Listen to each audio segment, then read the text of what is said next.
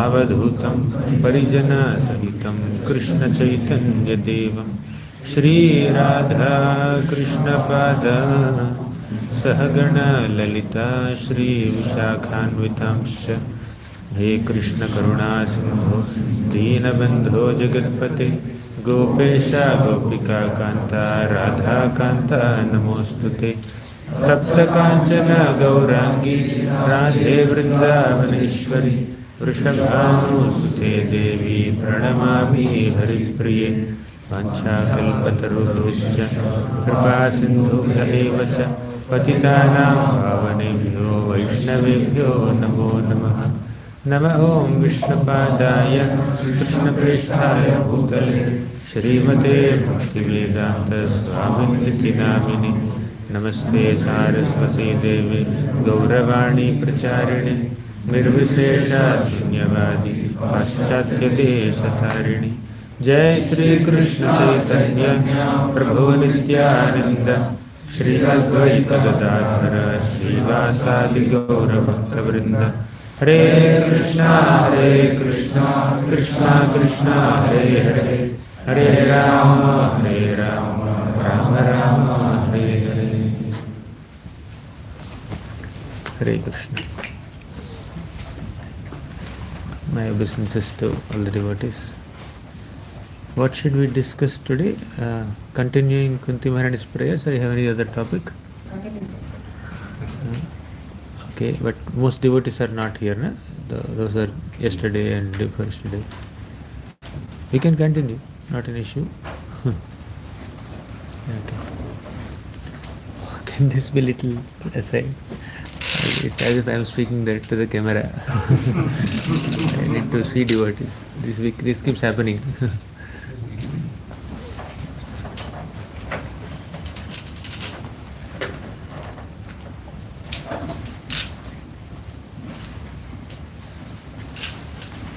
So in the last two sessions we discussed Kunti Maharani's prayers, and yesterday we concluded with Tvam Akinchana Gocharam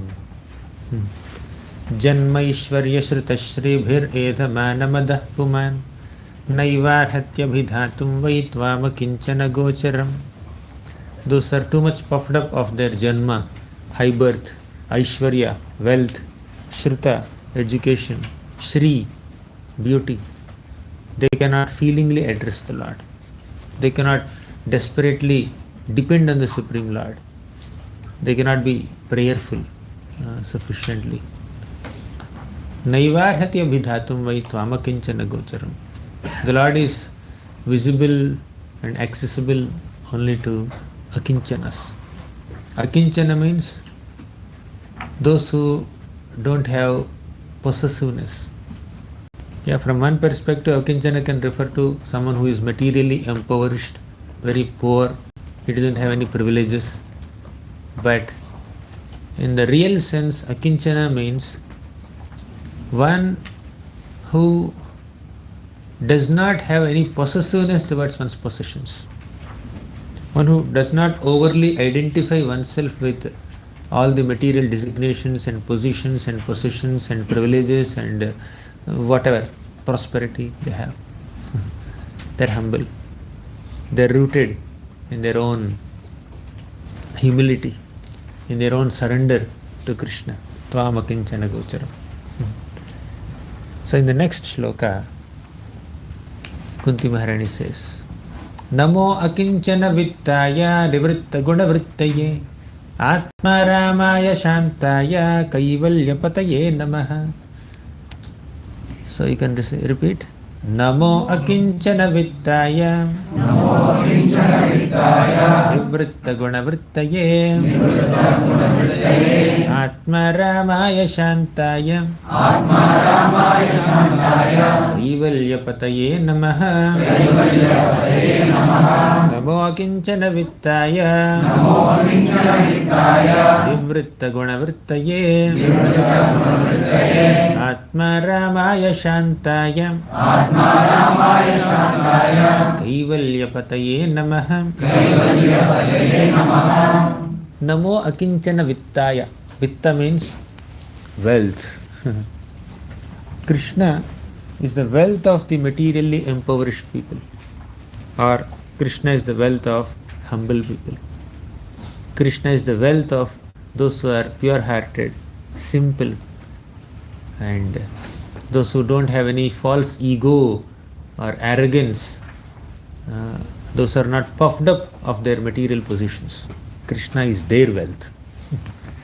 Krishna is their property. One cannot purchase Krishna by paying so much money or dakshina or sponsoring gold and silver and ornaments, etc., etc. Yeah, one can do that with bhakti. But Krishna says that I am sold out to a devotee who offers me even the smallest things, like a tulsi leaf and little water. तुलसीदल मात्रेण जलस्य चुलुकेन वा विक्रीणीते स्वमात्मानं भक्तेभ्यो भक्तवत्सलः. तुलसीदल मात्रेण, just by offering a tulsi leaf. Jalasya chulukena va, just by offering little Ganga water. A devotee can purchase Krishna. That's a payment. Tulasi dala matrena jalasya chulukena va. If one, with devotion, if somebody offers to Krishna little Ganga jal and little tulsi leaves, vikrinete swamatmanam, Krishna considers himself sold out. Vikraya means to sell. Vikrinete swamatmanam means Krishna thinks that I am sold out to this devotee. Bhaktebhyo bhakta vatsalaha. Krishna is sold out to such a devotee because he is bhakta vatsala. Bhakta vatsala means one who is very affectionate towards devotees. See, if our Shiraj, huh? Shiraj. Yeah. Okay. If our Shiraj offers one tulsi leaf and some Ganga jal to Krishna, and with devotion he offers, Krishna becomes his property. Krishna is yours now. What about us? We can't have Krishna in our lives. We have already purchased. There is only one Krishna, right?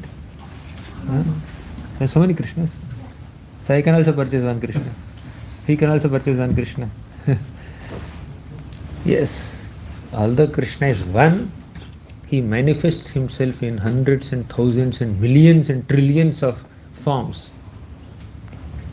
He can manifest one unique form to reciprocate with the love and affection and feelings and emotions of one particular devotee. If this devotee, Shivani, right? If this devotee loves to see Krishna in a particular form, loves to worship Krishna in a specific form, Krishna manifests a specific form only to please this devotee. One unique form for one devotee. One Narasimha form to reciprocate with Prahlad Maharaj. Krishna has that much enthusiasm. Krishna can expand himself into any form that he wants to reciprocate with the affection of his devotees.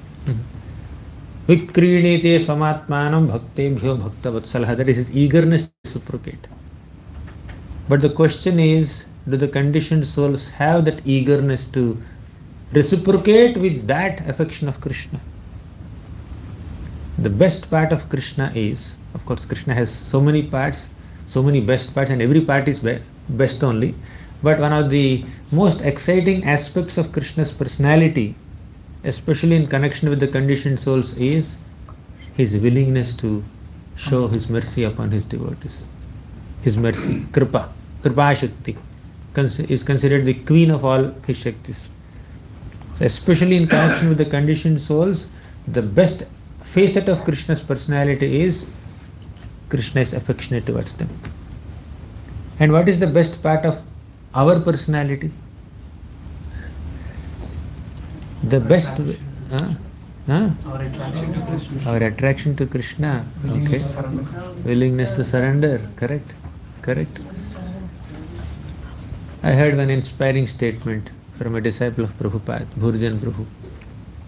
The best way of living life is to be in harmony with the best part of ourselves. The best way of living life is to be in harmony with the best part of ourselves. So what did you write? The two kids writing here. Read. What did you write? The best way of living life in harmony Is to be in harmony with the best part of ourselves. We'll explain. Did you understand? The best way of living life is to be in harmony with the best part of ourselves. What is the best part of ourselves? We have so many parts. Our consciousness has so many parts. Our heart has so many parts. Not the physical organ heart. It has so many parts. I'm not giving a physics class or biology class. What are the different parts in the heart? One part of our heart or one part of our consciousness is aspiring to prove ourselves better than others. Another part of our system, of our inner heart, is aspiring to gain wealth. Another part is aspiring to gain fame, prestige, public attention, followers, dhanam, janam, sundarim, kavitamba. Another part is aspiring to enjoy sense gratification. I want to eat this. I want to travel here. I want to fly there. So different parts of our heart have different aspirations. Another part is aspiring to take revenge on somebody. He did like this to me. I should do something. I should take revenge on this person. One part is very envious of others, hateful of others. But there is one little part in all of our hearts or all of our systems that is aspiring for pure Krishna Prema. In the heart of our hearts, somewhere in some corner of our heart, we are hankering for pure love. Pure love for Krishna. Pure love of Krishna. The greatest ecstasy of a living entity is to love and be loved by someone, and that someone is Krishna. We all want to love someone. We all want to exhibit selfless, unflinching love towards someone, and we also want to receive exclusive love from someone. And who can love us without any conditions? Who can shower upon us unconditional love? Krishna. And who is the worthiest object of our love? Krishna. Right? All of us are ultimately aspiring to love Krishna and to be loved by Krishna. He always loves us. But we are not experiencing that love because of Maya Javanikachannam. We discussed on the first day. Because of the covering of Maya, we are unable to experience Krishna's love. We are unable to express our love for Krishna. But when the covering of Maya is removed, then the love becomes manifest. Krishna's love for us is manifest to us, and our love for Krishna is manifest to everyone. So, when we love Krishna, we love everyone who loves Krishna. And we love everyone who is trying to love Krishna. And we love everyone whom Krishna loves. This love of Krishna, love of God is complete, where there is no hatred, where there is no possibility of hatred or revenge or any such anarthas. So, for that we need to be akinchana. Akinchana means no material identities, no material possessiveness, no conception of I and mine. Namo akinchana vittaya nivritta guna vrittaye atma ramaya shantaya kaivalya pataye namaha. Nivritta guna vrittaye. So Krishna is described in so many ways here.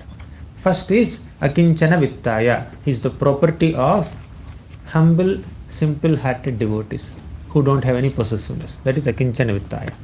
Second, nivritta gunavrittaye.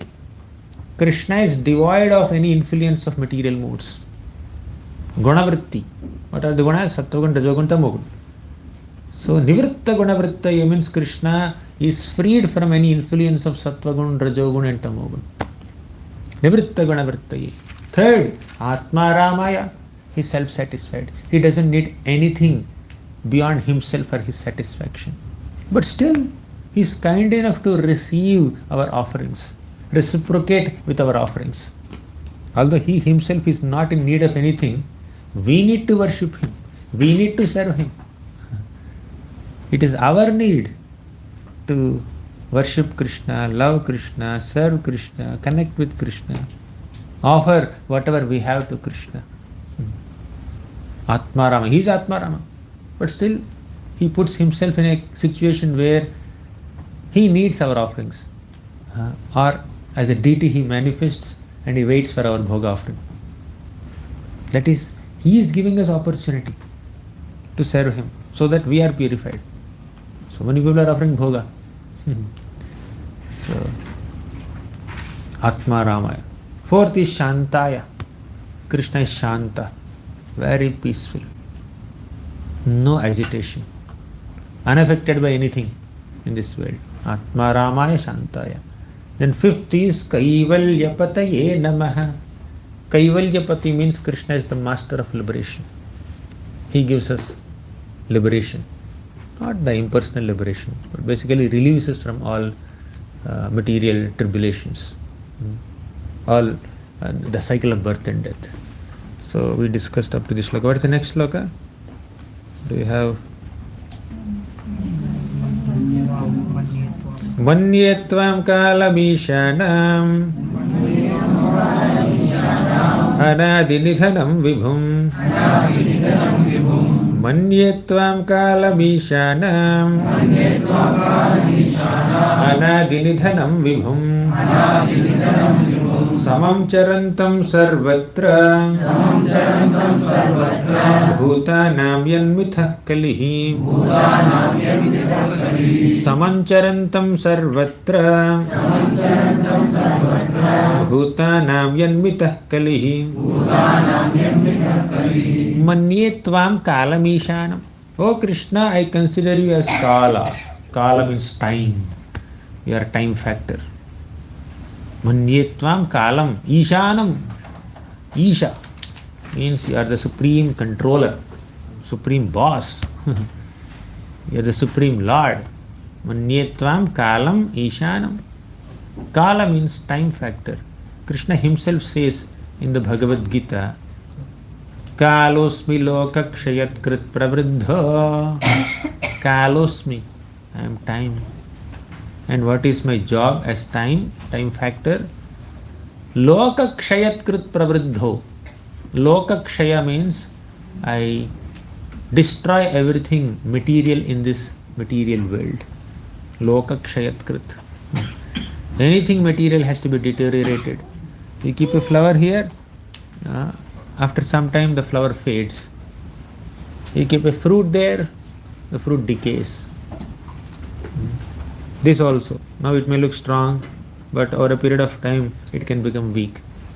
Right? Anything material has to be deteriorated and destroyed by the passage of time. Time destroys everything. Time consumes everything. Okay, time consumes everything, but there is something that consumes time also. Do you know that? Time kills everything, but there is something that kills time. Anyone knows? Everyone is having it. This kills time. This consumes our time. Hours and hours. You just may sit here 1 hour, 2 hours, 3 hours. So time is killed. Time is being killed. Because no one can kill time, but we are wasting time. Right. Anyways. Manyetvam kalamīshanam. So kala means that which destroys everything, that which brings about deterioration in everything material. Sarvam kala kritam manye bhavatam cha yadapriyam sapalo yadvashe loko vayo riva ghanavali. We discussed on the first day, if you remember. Bhishma Dev says, Bhishma says that Sarvam Kalakritam Manye Bhavatam Chaita Priyam. Whatever unpleasant happened in your life is because of the influence of time. Sapalo yadvashe loko vayoriva ghanavali. Just like cloud does not have its independence to stay at one place, but has to move according to the movements of wind, similarly people in this world also, they have to get affected by the influence of time. They have no independence. So, manye tvam kalam. So, Krishna is Kala. First point is Kala in this shloka. Second is Ishanam. We are the supreme controller. We are the supreme Lord, Ishanam. Third is Anadi. Anadi, Adir Govinda Sarva Karana Karam. Anadi means you have no beginning. You did not manifest from something else. Everything manifested from you. Manyetvam Kalamishanam Anadi. Nidhanam Vibhum. You are the supreme treasure of everything. You are Vibhu. Vibhu is, you are the master. We are Anu. He is Vibhu. He is infinite. We are infinitesimal. We are very small. He is very huge. Anadi Nidhanam Vibhum. Vibhu is master. Samam charantam sarvatra. Main point is this in this shloka. Samam charantam sarvatra. Samam means one who is equal to everyone and everything.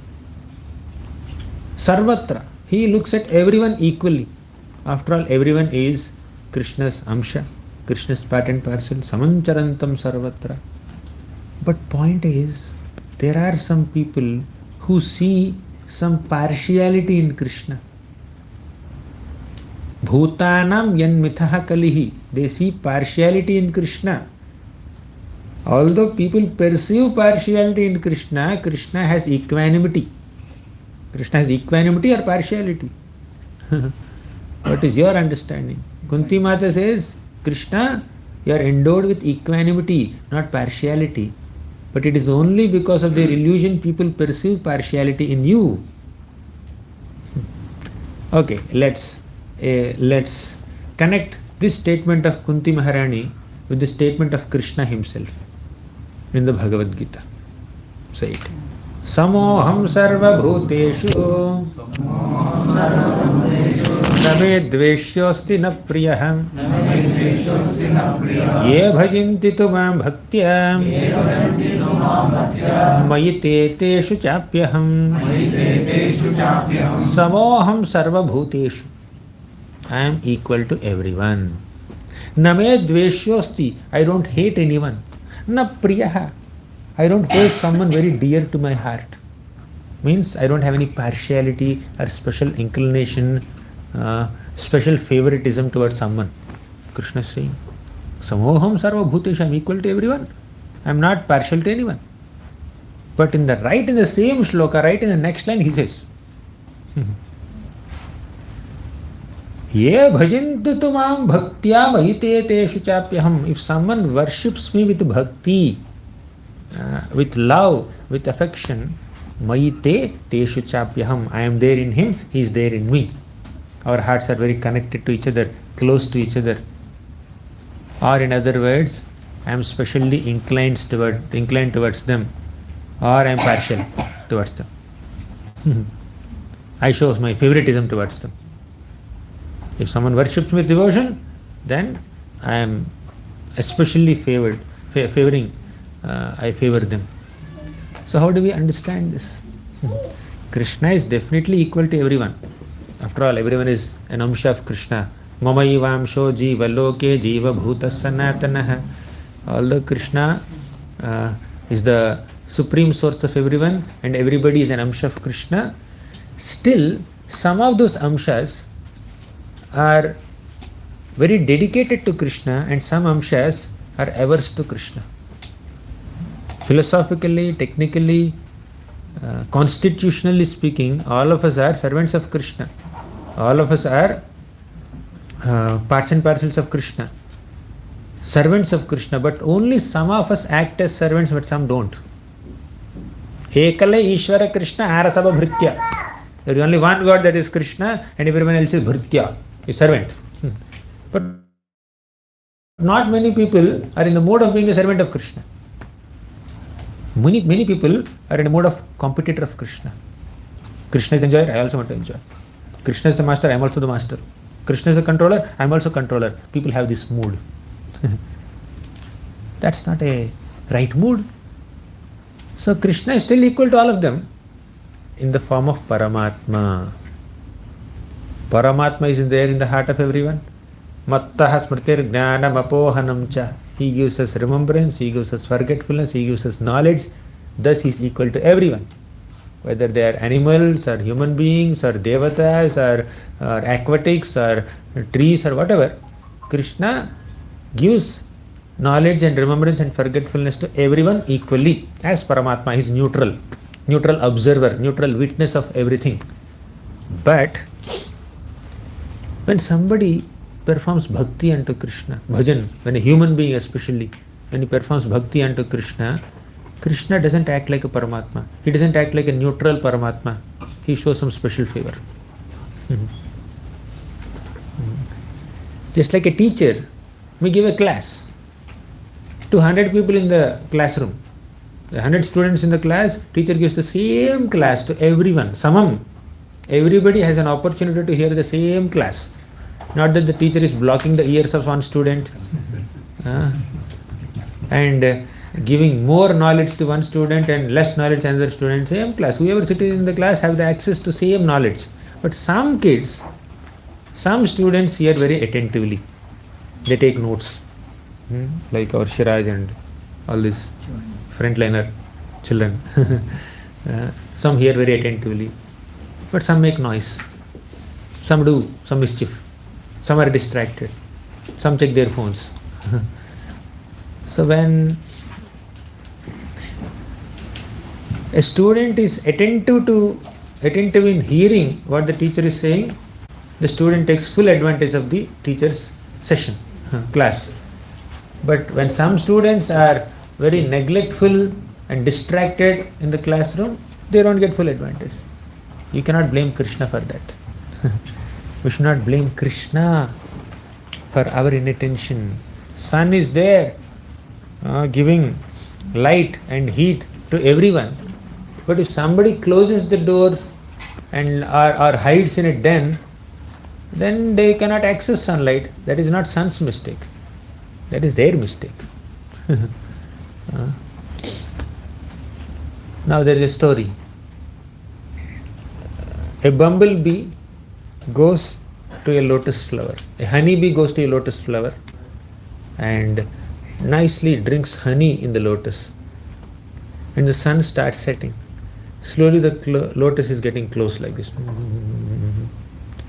The honeybee did not notice it. Lotus petals got closed. Honeybee did not notice it. So the honeybee got trapped inside the lotus and died. Now who is the cause of the death of this honeybee? Is it the lotus or is it the sun? And according to Shiraj, it is honeybee itself. Because of lotus petal only, the honeybee died. Because lotus petals closed, therefore the honeybee died. Or because sun had set, therefore honeybee died. But it's not the sun's fault, it is the bee's fault. The bee is supposed to just buzz off at the right time, at the sunset time. Who asked the bee to be like that? Nature has its role to play, sun has its own schedule to do. Because you are not smart enough to notice it, you cannot blame the Lord. Similarly, we also do so many mistakes and we experience the difficulties. But oftentimes we blame Krishna. We say that, oh, Krishna is not kind, not merciful. We have discussed this theme last few days. When the sun is rising like this in the sky, you stand in front of the sun, look at the sun. What do you see? Bright light, right? But if you turn your face away from the sun, what do you see? Dark shadow. Who is the cause of the shadow in front of you? The sun behind you. Without the sun behind you, you cannot see dark shadow in front of you. Thus, this dark shadow is also caused by the sun only. But the problem is, that you turned your face away from the sun, therefore you are seeing the dark shadow. But if you face the sun only, you will see bright light. Similarly, Krishna is the cause of happiness also, distress also, good also and bad also in this world. Devatas also and demons in this world. So, when we face towards the sun, we see light.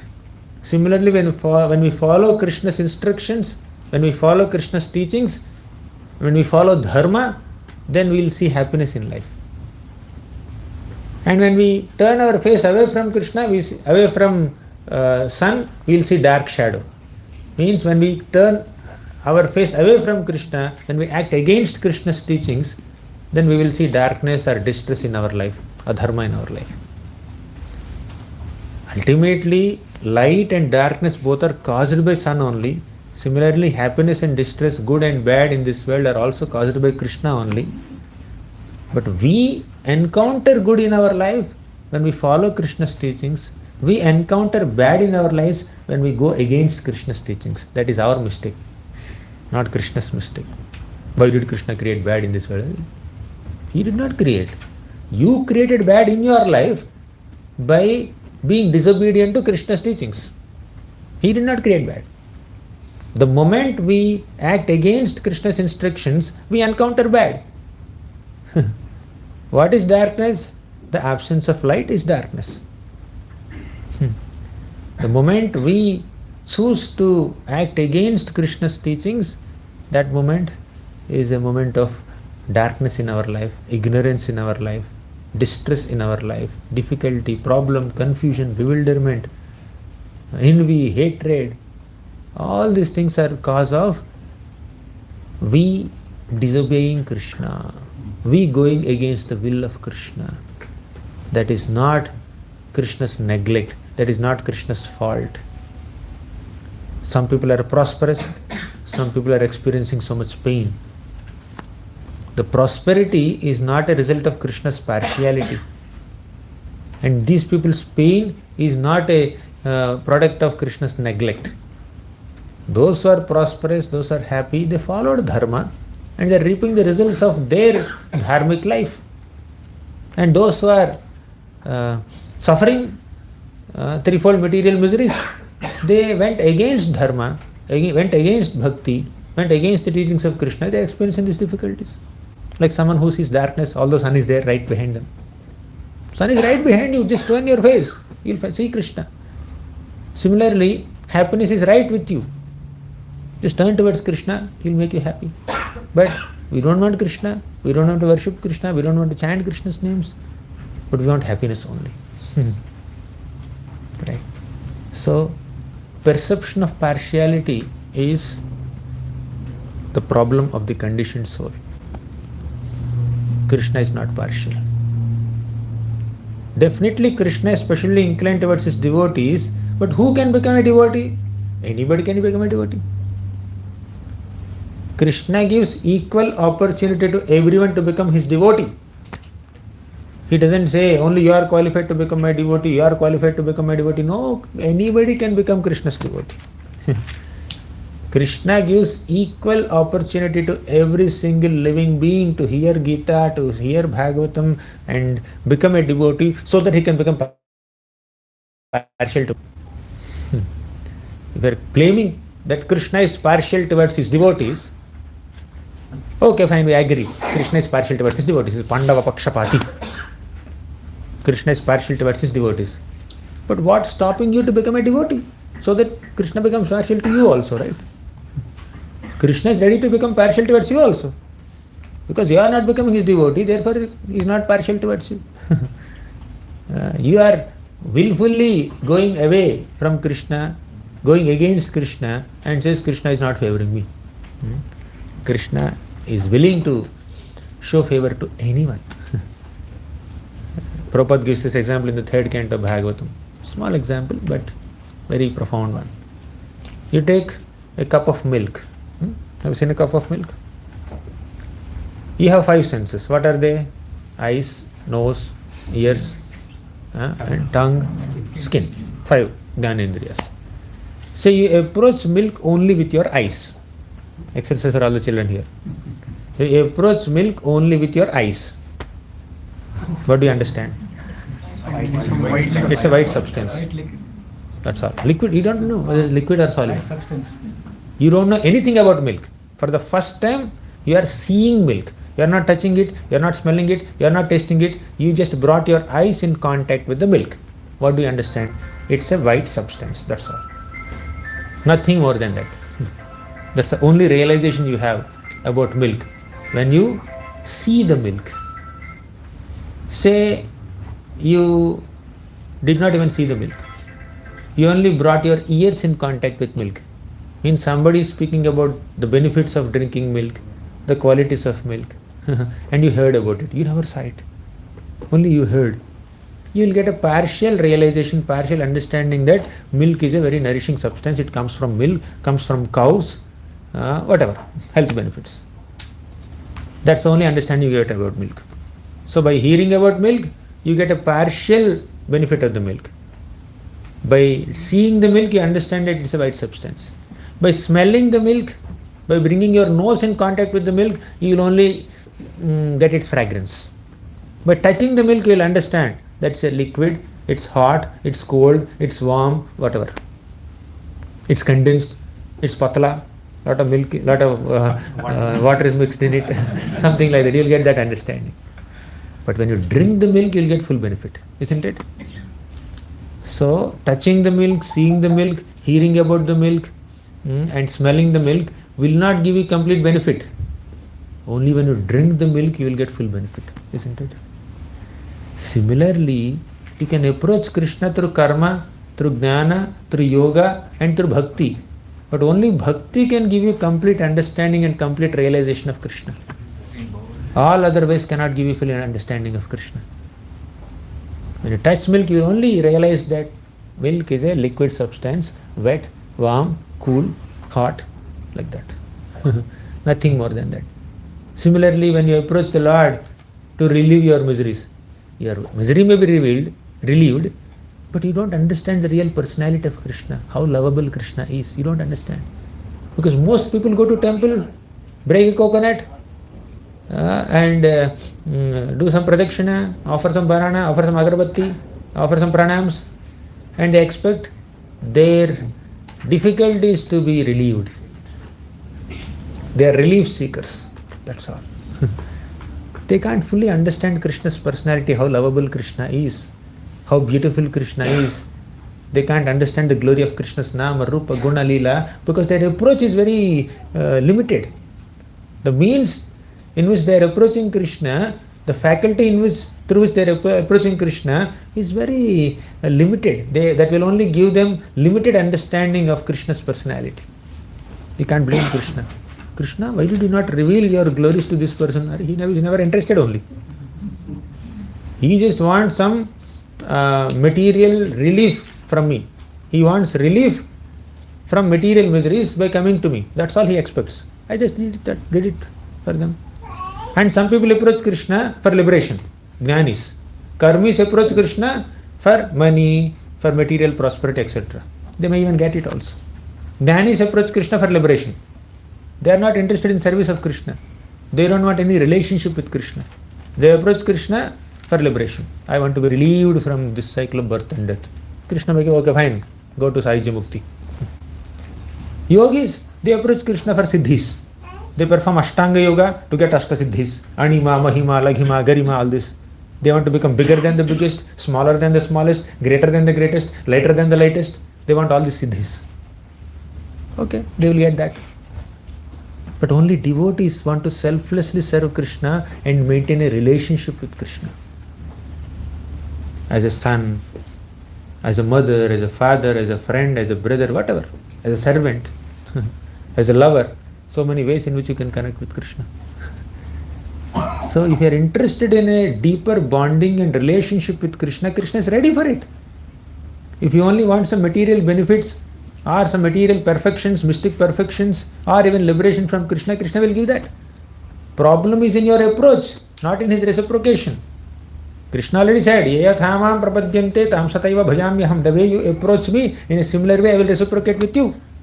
यद्यद् धियात उरुगाय विभावयन्ति तत्तत्वपुः प्रणयसे सदनुग्रहाय. The way you approach me in a similar way I will reciprocate with you. That's not his problem, that's our problem.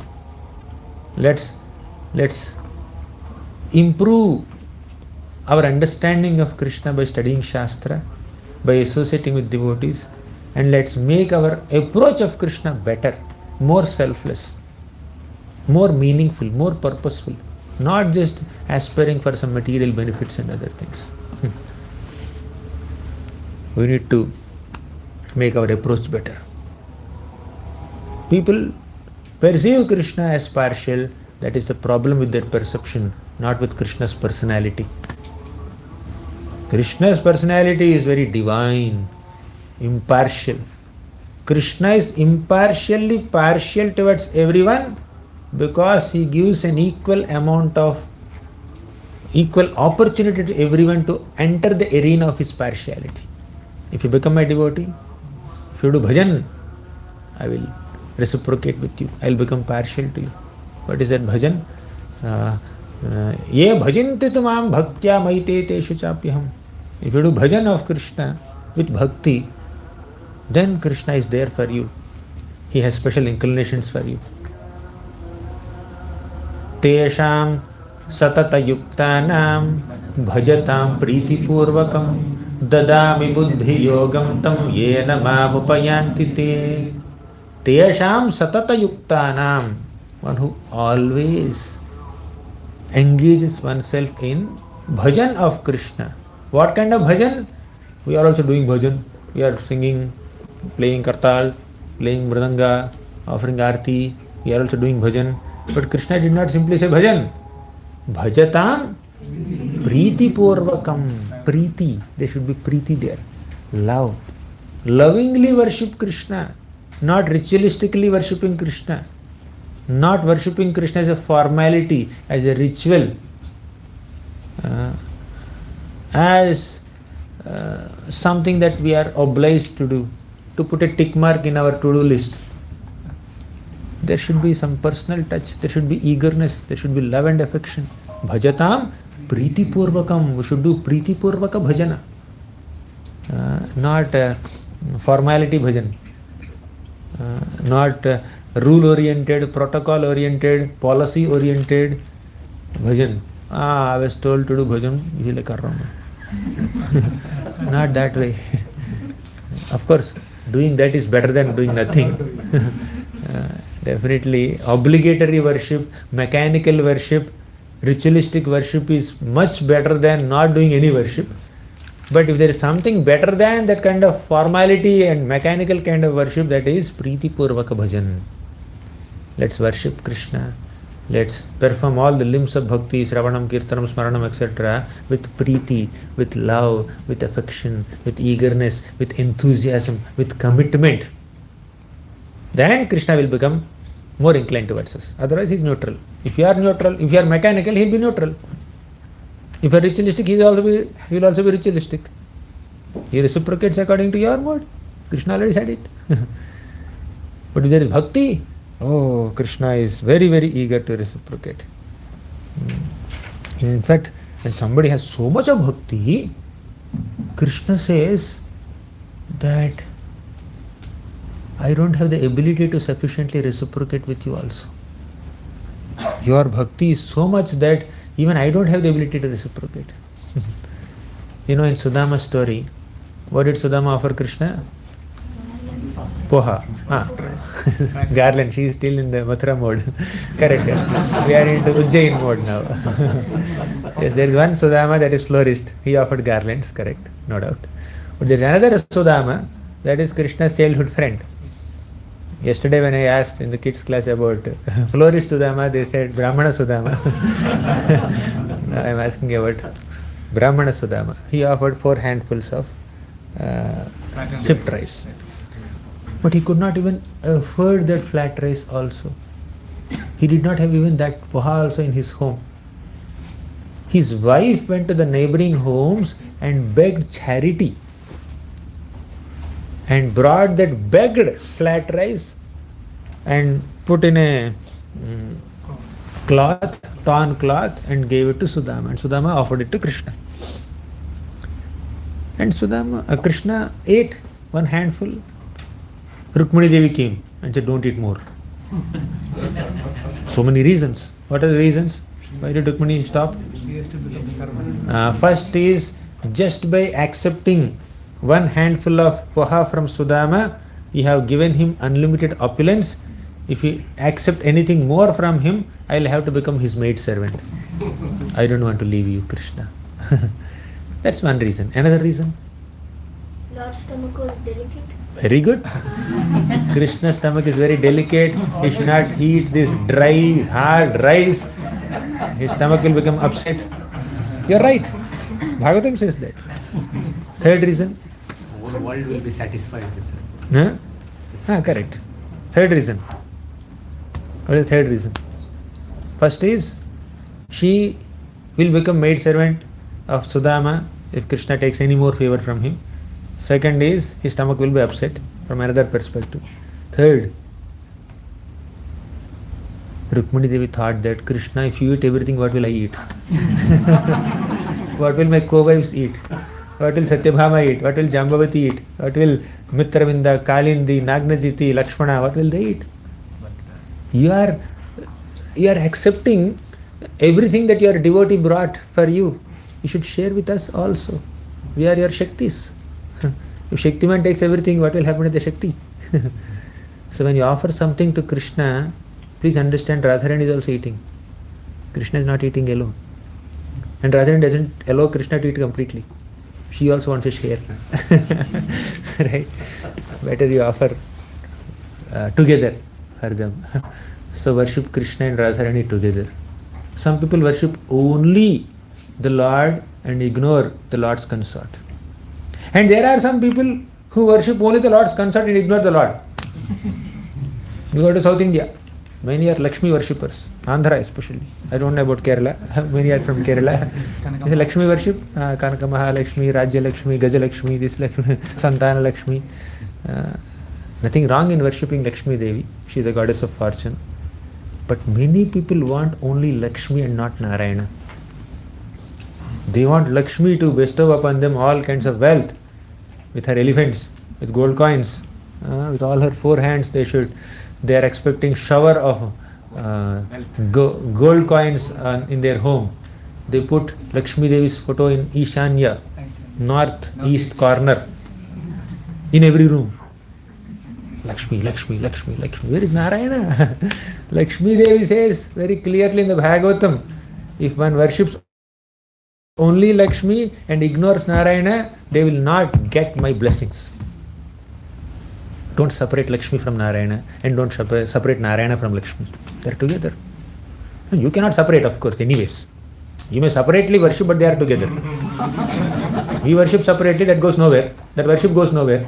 But they stay together only. But if you worship, if you are expecting gold coins from Lakshmi Devi's hands, please understand where the hands are. They are always massaging the Lord's lotus feet. Janudvayam jala jalochanaya jananya lakshmyakhilasya suravanditaya vidhatu. Lakshmi Devi is constantly seen massaging the lotus feet of Narayana. If you want her blessings, please understand where the hand is. It's there on Krishna's feet. If you worship Krishna's feet, then her hand is automatically there on you. His feet and her hands, both will come upon you. 4. 2 feet and 2 hands. You want both or only my hand? Only hand. Nothing else. You remove hand from his feet and put that hand on my head. That's the expectation of many Lakshmi worshippers. Anyways, coming back to Sudama episode. Sudama offered 4 handfuls of flat rice to Krishna. Then Krishna started thinking. He said, Sudama went beyond his capacity to offer me this flat rice. He could not afford. He doesn't have sufficient means to offer me even this flat rice also. So he went beyond his capacity to serve me. I must go beyond my capacity to sufficiently reciprocate with his service. But is there anything beyond Krishna's capacity? Krishna cannot go beyond his capacity to sufficiently reciprocate with Sudama, and Krishna felt very ashamed. I cannot give him anything. Even if I give him Indra's palace or Brahmaloka or entire Brahmanda with him, that's insignificant reciprocation for the offering he has made. His offering is beyond his capacity. My reciprocation must be beyond my capacity, but there is nothing beyond my capacity in the entire cosmos. Therefore, I can never sufficiently reciprocate with his love and his devotion. And Krishna felt very ashamed and embarrassed. Therefore, he did not say anything to Sudama. He silently sent him away, and only after Sudama went to his home, he found a palace given by Krishna. Why did Krishna not reveal this to him before only? Krishna felt very embarrassed and awkward and ashamed to tell Sudama that, see, I am giving you this palace, because this palace is insignificant. This is not a suitable reciprocation for even 1 grain or half grain of the flat rice that you have given me with so much love and affection. Krishna is so kind and merciful upon his devotees that he becomes so obliged to even the most insignificant offerings that we make. He feels so grateful. Krishna was so grateful to Sudama. So it's not that Krishna neglects us and therefore we are suffering. Krishna never neglects us. It's not that Krishna is partial towards his devotees. Krishna is grateful towards them. Naturally, he wants to reciprocate with them. Sometimes he even feels that I am incapable of reciprocating with them. So whenever conditioned souls pursue partiality in Krishna's personality, that is because of their poor fund of knowledge. That's what Kunti Maharani is saying. Samam charantam sarvatra bhutanam yanmitah kalihi. She says in the second half of this shloka, Samam charantam sarvatra, you are equal to all, but bhutanam yanmitah kalihi, when people perceive partiality in you, that is their problem, not your problem. You are always equal to all. Okay, shall we go to the next shloka? What's the next shloka? Very nice. Naveda kaschid bhagavam sikirshatam tavehamanasya nrinam vidambanam nayasya kaschid dayitosti karhichit dveshyasya yasmin vishamamatir nrinam naveda kaschid bhagavam sikirshatam. O Krishna, no one can understand your activities. Naveda kaschid bhagavam sikirshatam. O Bhagavan, no one can sufficiently understand or appreciate your pastimes or your intentions. Naveda kaschid. Vedaham samatitani vartamanani charjuna bhavishyani cha bhutani mam tu vedana kaschana. Vedaham samatitani. I understand everything. I understand the past, I understand the present, I understand the future also. Vartamana, I understand the present.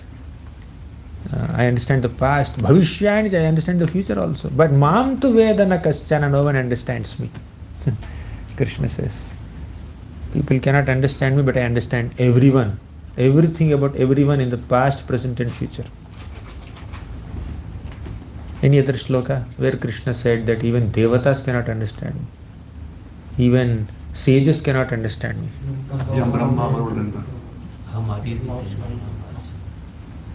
They're almost there. Correct. Yasyantam na vidur suraya saragana. Even devatas and asuras cannot understand me. Any other Gita shloka? Who almost quoted it?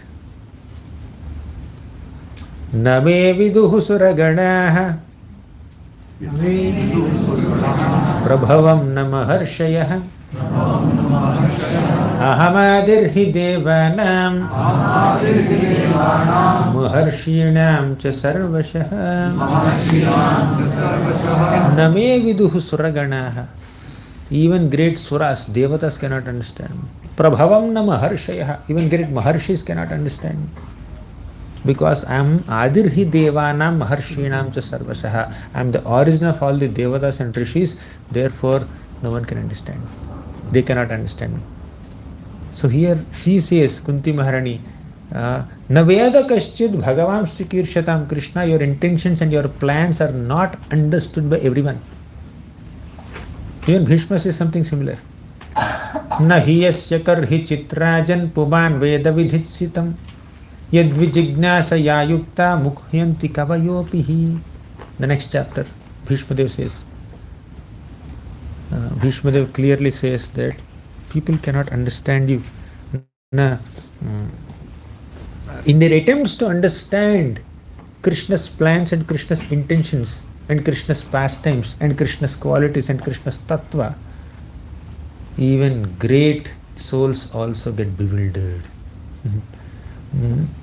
Khidyati dhir vidamiha. Why would Krishna dance with others' wives in the middle of the night in the Rasa Krida? People have their doubts. Why would Krishna steal garments of young gopis? People don't know have answers. Devotees have answers because they understand Krishna's pastimes in parampara, but common people don't understand. Sometimes even devotees also don't understand. Why did Krishna do like that? So, it's not easy to understand Krishna, that's the point. But whether we understand Krishna or not, we should not doubt Krishna. We should understand that we cannot understand Krishna completely. Just because we lack our understanding of Krishna, that does not mean we start doubting Krishna's intentions or integrity. So please understand that we can never understand Krishna completely. But never suspect his intentions. Never doubt his integrity. Never suspect his loyalty. He is our genuine well-wisher. Whether he arranges prosperity in our life or pain in our life, he is our well-wisher. Whether he makes us successful or a failure, he is our well-wisher. Krishna orchestrates so many things in our lives for our welfare, and we should have complete faith in Krishna's intentions and integrity. That's what a devotee is. A devotee's heart is characterized by complete trust in Krishna. We discussed it in the last couple of sessions partially. So she says, Naveda kaschid bhagavam sikirshatam taveha manam cha taveha manasya nranam vidambanam. Vidambanam means people get bewildered. In their attempts to understand Krishna, people even get bewildered. And she says, Nayasya kaschid dayitosti karchid Krishna, you are not partial towards anyone. Devyasya yasmin vishamamatin ranam. Only people in this world have different opinions about you, about your intentions. They have a lot of speculations. They interpret Krishna's activities in different ways. They give purports to Krishna's intentions in different ways. Especially Krishna's activities in Mahabharata are a great source of bewilderment for common people. And those decisions that Krishna has taken, those activities that Krishna has performed are interpreted or even misinterpreted by people in so many ways. That's their problem. But Krishna always has pure intentions. He is always our well-wisher. Understand his plans or not, please understand he is your genuine well-wisher. Bhoktaram yajna tapasam sarva loka maheshwaram suhridam sarva bhutanam gnatva mam shanti sati. If you really want peace, shanti, there is only one way. Understand three things about Krishna. Bhokta, he is the supreme enjoyer. Bhoktaram yajna tapasam. Second, Sarvaloka Maheshwaram, he is the supreme proprietor of all planets. Third, Suhridam Sarva Bhutanam, he is our dearest friend. He is our dearest well-wisher. Only when convinced about these three capacities of Krishna, we can become humble and peaceful. Many people in this world, they think they are the enjoyers. They are the doers. But Krishna is the doer. He is the enjoyer. This doership mentality and enjoyership mentality are connected to each other. When you think you are the doer, you have done something, you will naturally want to enjoy the result of what you have done. So doership mentality and enjoyership mentality are inseparable. Then secondly, we think we have so many things, whether it is accomplishments or property, so many things. We think we are the owners. This is my home, this is my TV, this is my phone, these are my people, this is my family. Yeah, feeling a sense of responsibility towards one's family or belongings, that's okay. But it's not a sense of responsibility, it's a sense of possessiveness many times. When there is a sense of possessiveness, when there is a deep sense of belonging or attachment, then that will keep us in this material world only. We should not be overly attached to or possessive about what things we are doing. So that possessiveness will naturally induce enjoying propensity in us. But Krishna is the supreme enjoyer. He is the supreme proprietor. He is the supreme master. He is the supreme controller. He is the supreme well-wisher. Then we are peaceful. Okay, next shloka. How long should we go? It's 11:20, sorry, 12:20. What's the cut of time? One more shloka we will do. 30, round figure. The next is Gopyadade, which is Yashoda Mata's thing that we will do tomorrow. So 30 we are doing now. Janma karma cha vishvatman ajasya karturatmanah tiryan rishishu yadushu tadatyanta vidambanam janma karma cha vishvatman ajasya karturatmanah tiryan rishishu yadashu tadatyanta vidambanam. Janma karma cha vishvatman. O Vishvatma, O soul of the entire universe. Your janma means your appearance. Your karma means your activities or pastimes. They are divine. Janma karma cha vishvatman. Ajasya akarturatmanah. Actually, Krishna's janma and karma are confusing. Why? In this one shloka only, Kunti Maharani says, you are taking janma, but you are aja. Aja means unborn. So unborn personality is born. That's vidambanam. That's very confusing, bewildering, deceptive. Then akartur means he need not perform any activity. Krishna is not obliged to perform anything. Now these children are obliged to go to school and study, whether they like it or not. They have to write exams. And parents are obliged to maintain them, fulfill their demands, desires, whatever it is. There is no other way. Or all the employees are obliged to go to work. Yesterday Prabhu said he had 24-hour shift. He is obliged to go. Even if he doesn't like, he has to go. Everyone. But Krishna is not obliged to do anything. He is not accountable to anyone. He is not answerable to anyone. He is not reporting to anybody. There is no one who is acting as his boss, right? But still he performs so many activities, as if he is obliged. That's bewildering. Krishna already said in the Bhagavad Gita, Namam karmani limpanti name karma phale spurha. Namam karmani limpanti. I have no interest to do any activity. Not that he is lazy. He is not obliged. There is no obligation.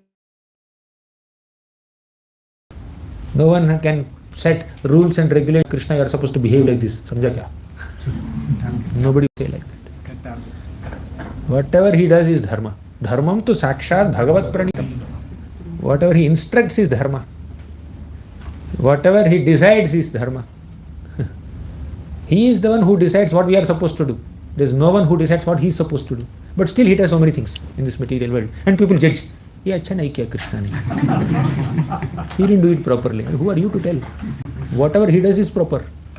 You cannot evaluate Krishna's actions. People in this world, even those people who are reading scriptures also, they don't read scriptures as students. they read scriptures as jury panel, evaluating Krishna's activities. They read scriptures as judges. They hear scriptures as self-appointed jury or teacher or evaluator or reviewer. Nowadays people don't watch movies as audience, they watch movies as reviewers, critics. They don't use gadgets as users, they use gadgets as reviewers. They give review, they evaluate. They don't know how to manufacture, but they evaluate. Of course, some may do it with a good intention, but many times the propensity to criticize and evaluate and judge others is there, and that propensity goes towards God also. Now, if you are a superior trying to evaluate the activities of a younger one with a good intention to help them improve, that's fine, that's a different thing. Judgment is important, jury panel is there, is relevant. But you cannot judge the Krishna. He is the supreme judge. Who can judge Krishna? Only Yashoda Mata can judge Krishna. In the next sloka she judges. We'll discuss it tomorrow.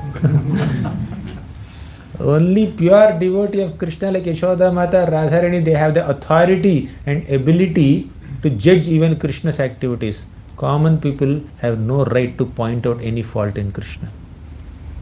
They cannot say Krishna is supposed to do this, he is not supposed to do this, he should have done this. No, they have no right. But people do it.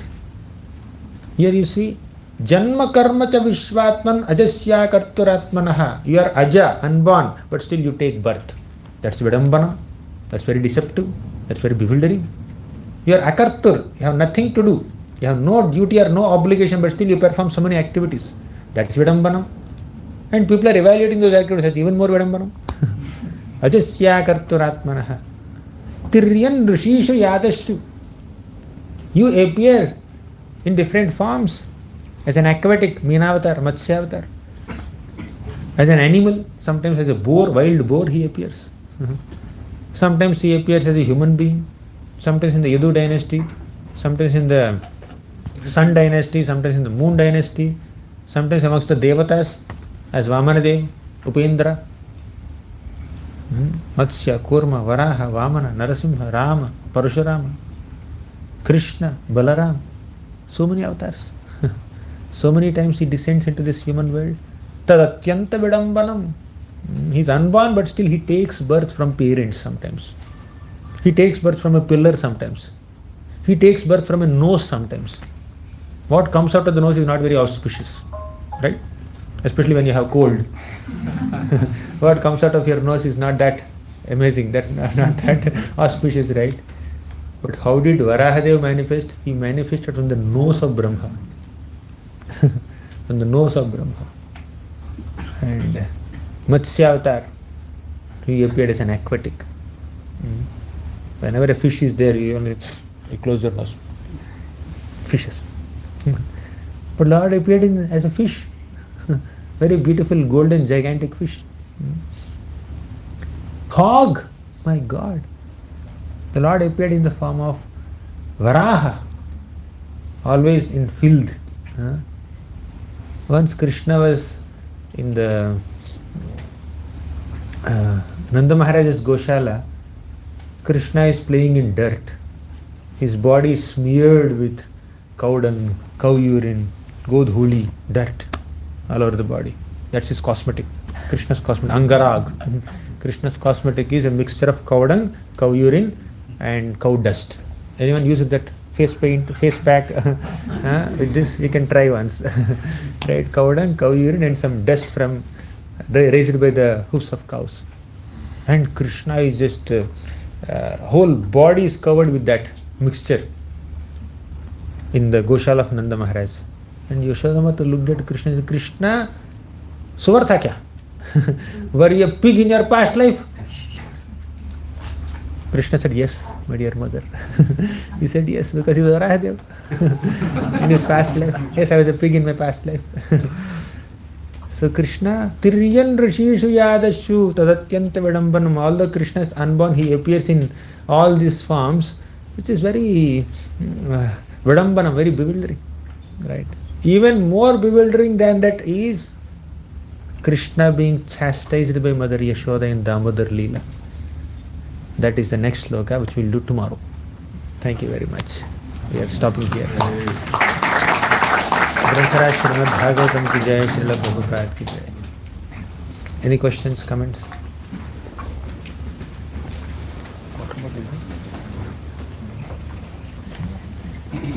Any questions, comments, reflections? Yes. Direction. Thank you so much for the caring discourse. So if you remember, please tell about the Shastric evidence for second and third reasons for Mother Rukmini not allowing Krishna to be father. Shastric evidence is there in Bhagavatam. You can read 10th canto of Bhagavatam, 81 and 80th chapters, 2 chapters. It's not sentiment, it's Shastric evidence written by Acharyas.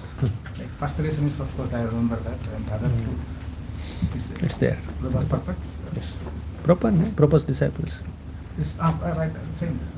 But not in BBT. Not in the sloka, Moli sloka, but in the purpose. I think so. Not in the Shloka.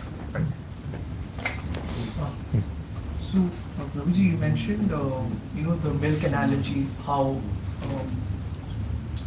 like you can only get the full benefit of Krishna by fully becoming a devotee, right? And if you just worship Krishna for your own material gain or something like that, you don't get the full benefit of Krishna. So my question is, does like those people who just just for like material point of view they worship Krishna, does Krishna try to like enable him to achieve a level of a devotee? So I'll just frame my question a little better. Can you begin your endeavor for Krishna starting with relief seeking? Yes. And then progressing to be a devotee? You can.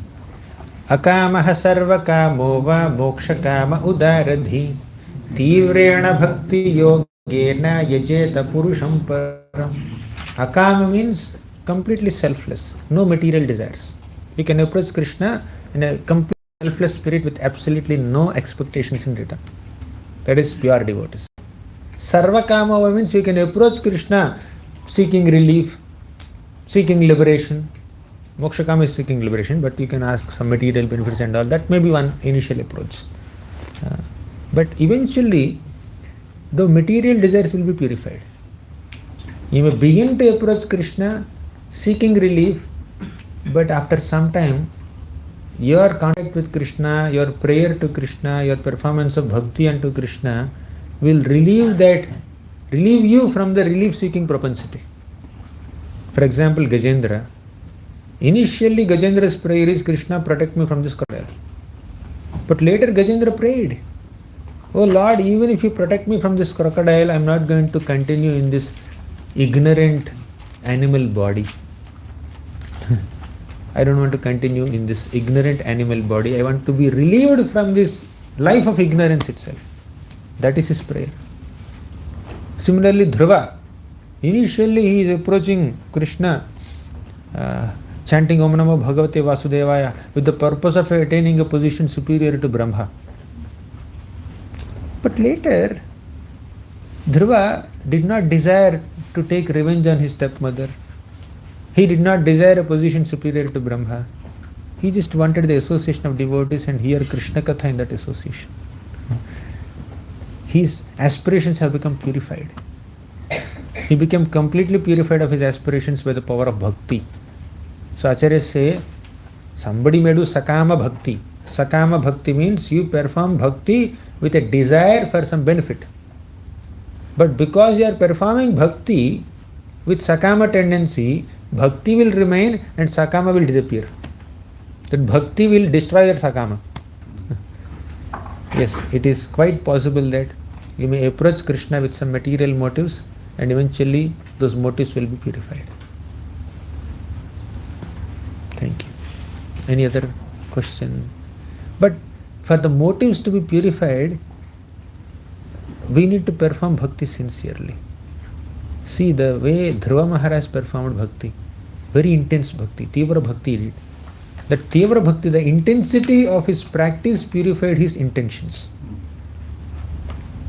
Ahai tuki apratihata yatma suprasidati. his bhakti was not ahituki. You know ahituki, right? Unmotivated bhakti. Aprathita means uninterrupted bhakti. His uninterrupted bhakti made his bhakti unmotivated. The intensity of bhakti purified his intentions. The intentions were not correct. The intentions were material, but the intensity was high. So that intense practice of bhakti purified his intentions also. But if with impure intentions you perform bhakti, not with intensity, no tivrata there. You are casually performing bhakti, motives are also not pure. It will take long time to get purified. Right? So motives are impure, practice is very inconsistent, irregular. Then it will take long time to get purified. But if your practice is very intense, then motives will automatically become purified. And if your motive is pure, you will automatically practice intensely. So one of them will support the other. If both are lacking, then then it will take a lot of time. Right? Okay. Anything else? Okay, any reflection, favorite takeaway? If you don't have questions, you can share what did you like in the last 1.5 hours discussion. Yes, Prabhu. No question. Yeah, I can ask. Thank you so much, Prabhuji, for your class. Prabhuji, so we see that people, when, especially Hindus, some of my friends, they say they eat non-veg and they do a lot of activity which is not supposed to be done as a Hindu. And they say that they don't get any, they're still prosperous. Even by doing it, they're prosperous, they're wealthy, everything is good. So they ask why you have to follow. Very good question. Very practical question. You got the question? Many people perform so many sinful activities. They may kill animals and eat their flesh. They may do a lot of mistakes. Still they are happy, healthy, prosperous. And they question the need for spirituality. They question the need for chanting or hearing. The answer is, on a material plane, when you do perform some good activities, you will get good results. You perform some bad activities, you will get bad results. So because these people must have done something good in the past, they are prosperous now. But while experiencing and enjoying that prosperity, if they perform bad activities, their future will be bad. Right now they may be reaping the results of their past good activities. Now they are prosperous because of some purity or some piety that they have done in the past. But now they are being impure, they are being impious while enjoying the prosperity of the past. In future they will not remain prosperous. Prabhupada writes in one purport somewhere. I can't recollect the reference at this moment, but Prabhupada writes. Like for example, let me give you my own example. In my BTech, my scores were good. I studied in a normal engineering college, decently okay, and my scores were good, and I got entrance into Indian Institute of Science in the masters. But in my first semesters in my masters, I continued with the same study habits, but my scores were very less. Scores were poor in the first semester. Then I understood the intensity of my study which I did in my BTech is insufficient for IISc. I need to work harder. Right? So in the second semesters my scores improved. Now in the first semester, like the admission into this college, into this prestigious institution is a result of my past good study. But now, because I have not studied properly, my stipend was cut. In those days, 20 years back, they used to give 5,000 rupees stipend. Because my scores were poor in the first semester, they cut it down to 2,000 or something like that. Right? So, because I did not do it properly now, in this semester, my future is not good. Second semester I was getting only lesser stipend. But in second semester I studied well. By the end of the semester I scored very well. Then back to normal, back to 5K. Right? So not about the money part, but point is, as a result of our past good deeds, we may experience some prosperity now. But while enjoying that prosperity now, if you do some bad activities, in future will be affected. So you can just tell this to them. Right. Anything else? Well, this last verse which we took, and the next verse is also coming where this Vidambana, which I feel like going to and seeing the activities of the Lord. He's not born, but still he's taking birth and all by species, and that's also. So it happens, although Kunti Maharani was so close associate of Lord Sri Krishna, but like when we see the pastimes of the Lord with the devotees of the brother, the Golo, so there they are not limited with any activities. Lord Kunti Maharani. So what is the stage like where this bewildered man will Now, go with us, and then all the pure devotees like Kunti Maharani say that the Lord's activities are bewildering. It's not necessary that they are bewildered. They are saying their activities are bewildering. Sometimes they also get bewildered, but the bewilderment of pure devotees is a product of their prema, their love, their affection. Uddhava says, Krishna, your activities are very bewildering in the 3rd canto, initial chapters. But when a pure devotee is bewildered, that bewilderment is because of their absorption in Krishna's prema, Krishna's pastimes. Krishna, you are not obliged to do this, but still you are doing it. I am bewildered. How merciful you are. So their bewilderment is because of their intense appreciation of Krishna's personality, Krishna's qualities. It's surprising, you are so humble. It's surprising you are doing this menial service for your devotees. Very surprising, very bewildering. So that bewilderment is a product of their appreciation for Krishna's personality, their intense prema. And for conditioned souls, they get bewildered because they lack appreciation for Krishna's personality.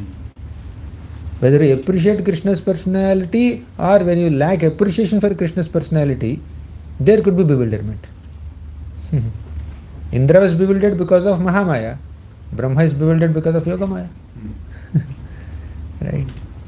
Sometimes devotees, pure devotees may not be able to understand Krishna's pastimes because of their love, and conditioned souls and neophyte devotees may not be able to understand because they lack love. Right? Vrajavasis, they don't consider Krishna as God because of their intense love for Krishna. And Asuras, they don't consider Krishna as God because they lack love for Krishna.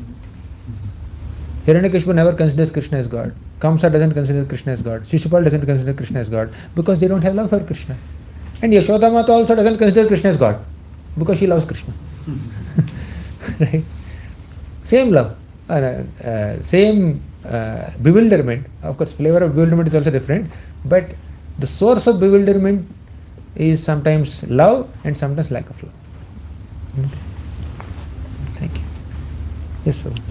Thank you so much for the wonderful class. My question is, how do we develop the quality of saying only the positive things of devotees? Because I heard in one of the lectures that the minute a devotee starts chanting the holy name, he becomes pure. And like you mentioned, the point I'm trying to add here is we become jury. We start judging people. The minute a person starts chanting the holy name, he automatically, that purificatory process already starts.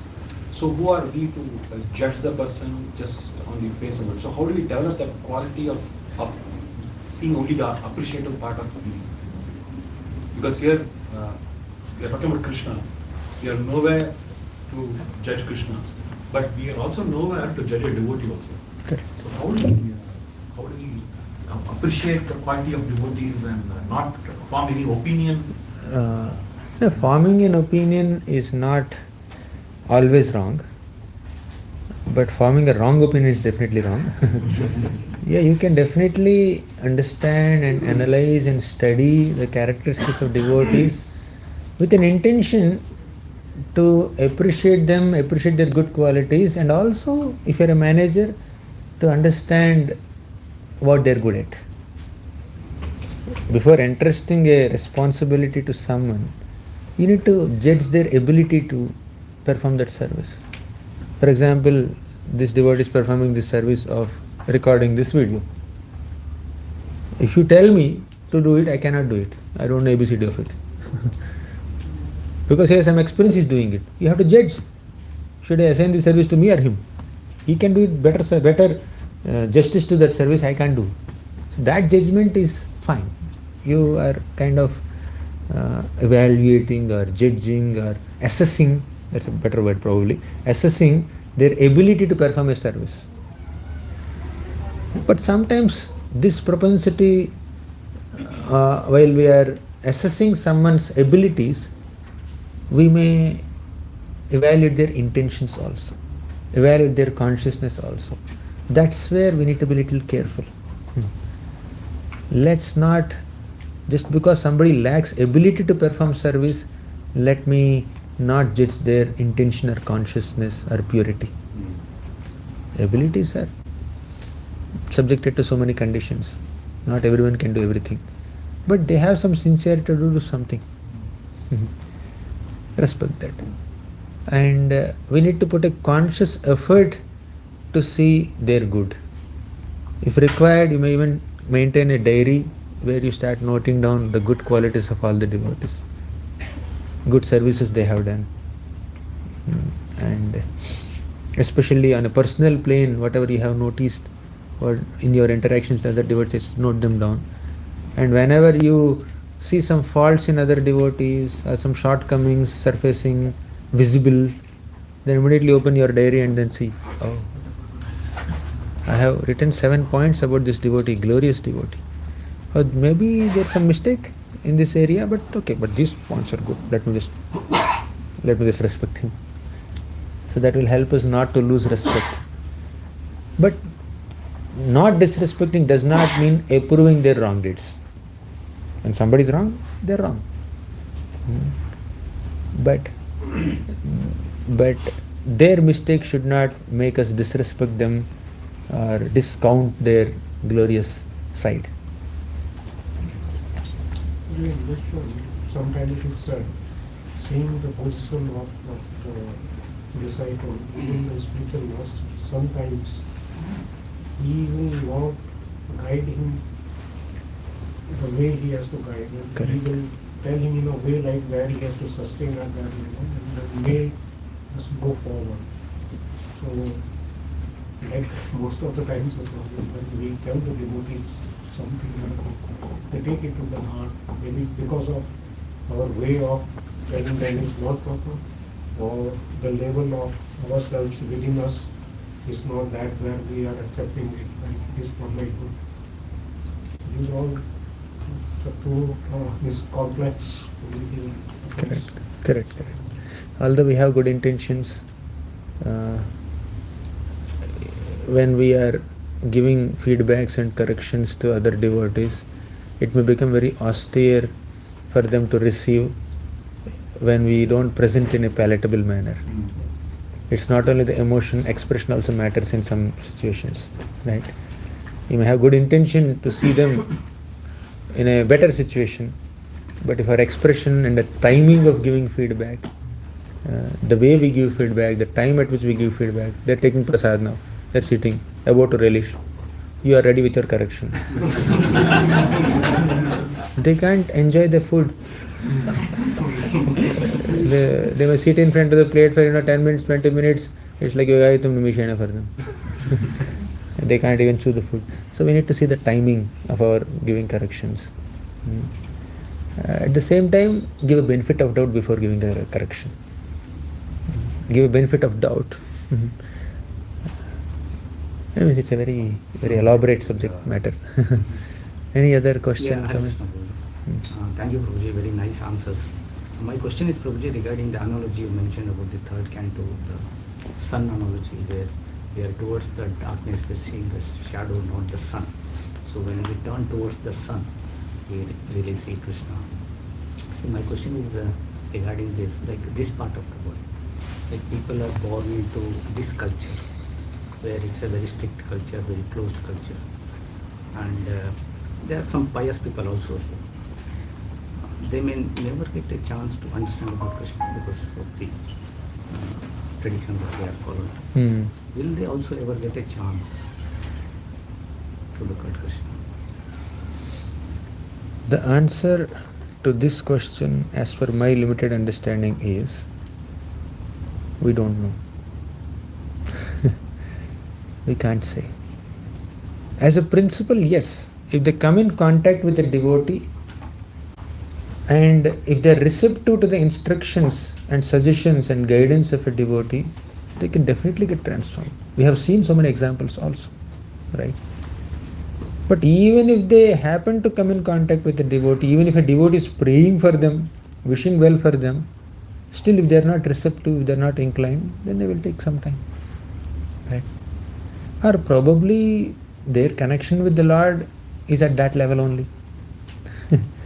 Because everybody connects with the Lord in different ways. They may want to smell the milk only, or see the milk only, or touch the milk only. And others may want to drink the milk, depending on your desire. The Lord also respects the desire of the living entity. The living entity doesn't desire to drink milk, he is happy touching the milk, fine. There are so many people who want to enter Saijya Mukti, Brahma Jyoti. We don't recommend it to anyone, but if he is so obsessed to enter Brahma Jyoti, fine, go and sit there. We understand the 10th floor in the building is the top. But if somebody wants to be in the first floor or ground floor, fine, let them be so. So, even the Lord doesn't interfere with the free will of a living entity. How can we do? The Lord gives some free will, independence, autonomy, minute independence to every living entity. He doesn't interfere with that. But if we use that independence in a productive way, you can grow. If you misuse that independence, then we'll degrade. But it's your choice. Your independence is your property. I may restrict the independence or expand the independence depending on your activities, but you have some independence. You have some freedom to make a choice. And your destiny depends on the choices that you have made. So, Krishna says like this and doesn't bother them so much. Up to you. He can arrange devotees for them. First thing, he gives them common sense. Anybody who uses common sense, they'll understand what's going on is wrong. But because of some cultural affinity or some obligation or not using their free will despite having ability, they may get stuck in some things. They may adopt to some kind of cultures. It's a very complicated thing, bro. Even as devotees also, no, who are we to judge them, but even as devotees also, sometimes we know what is right, what is wrong, but still we may do the wrong thing. We may do the wrong thing consciously because of some attachment or some pleasure that we are getting, because of lack of inner strength to take a bold step to give up that wrong thing and then choose the right thing. Complicated. Thank you. So we'll conclude here. Yes, Prof. Last question. Please correct my understanding. You should quote the Pujyan Prabhuji mentioned that statement. This is to be harmony, the best part is to be the best part of ourselves. So, but I'm thinking that unless we engage ourselves in the hearing and chanting process, Shravana Dikshu, the Chitta Kore, so unless the best part is awakened, that part is awakened, we cannot be the best of our life because we're not in the harmony of that best part, which is not awakened. So right now, the other things, as you mentioned, so many things are in the heart. Those are awakened, and we are living with those kind of aspirations. But this part, the Nitya Siddha Krishna plane, which is so dominant, it's not awakened at all. So until we come to that level, by the process of really chanting, we are not living our best life. There. Yes. We need to work on that facet of our personality. We all have that propensity to love. We all have that in our best, in the purest form of our consciousness, we love Krishna more than anyone, and Krishna loves us more than anyone. And we are actually aspiring to be loved and love Krishna in the heart of our hearts. But somehow we are getting distracted by many other priorities. So spiritual life is meant to remind us that you need to live life in this way. Okay. Thank you. Hare Krishna.